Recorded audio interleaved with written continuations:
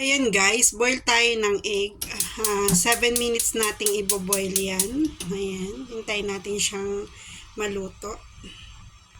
Ayan po, magtutos tayo ng sesame seed. Lalagay natin yan sa sauce mamaya ng ating itlog. Ayan guys, ang ingredient ng marinated egg natin, itong onion, tapos onion leaves, pipino, tinadtad ko siya ng ganyan, garlic, at saka nag-toast ako ng sesame oil. Tara, umpisa na natin yung sauce kung paano siya gawin. Ayan guys, lagay tayo ng soy sauce. Ayan. Damihan natin.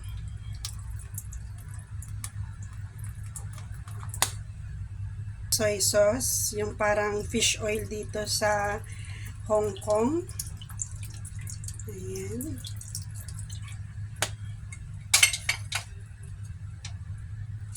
Lagyan natin ng paminta.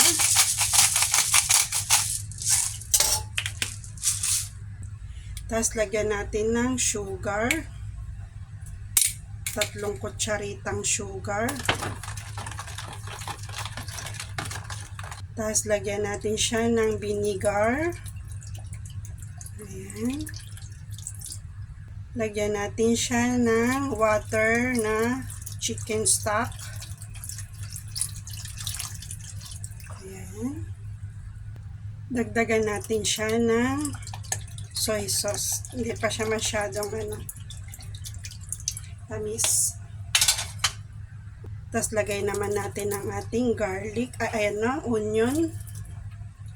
Ayan. Tapos garlic. Tapos cucumber. Saka yung onion leaves. Tapos halo-haloin natin. Ayan siya.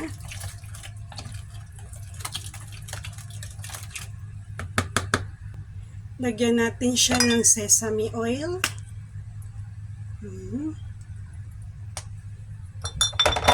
Tapos haluin natin ng haluin muna. Tapos lagay natin ng ating egg. Ayan. Ayan siya. 10 yung ginawa ko pero hindi kasi umano yung yung isa nabasag. Ayan. Tapos lagay natin yung sesame seed. Ayan siya guys. Halo-haluin natin. Tapos babad natin siya. Tapos lagay lang natin siya sa freezer. Sa ref. Tapos pag gusto niyo nang kumain kinabukasan, pwede na to. Masarap to sa kanin. Ayan. O kaya nyo na lang. Papakin nyo na lang. Masarap din. Ayan.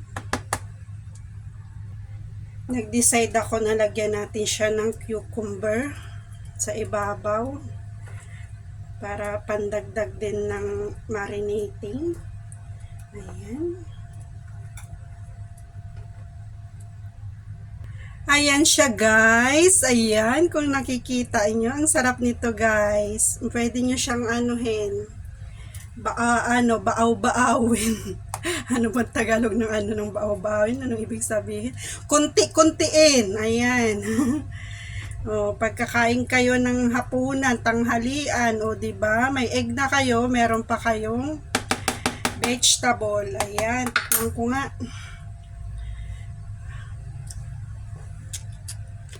Ang sarap guys. O, di ba? Ayan na siya. Ayan na ang ating Korean egg marinated. Nilagyan ko lang siya ng twist. Nilagyan ko pa siya ng mga cucumber. Pwede nyo na tong ilagay sa sa ref.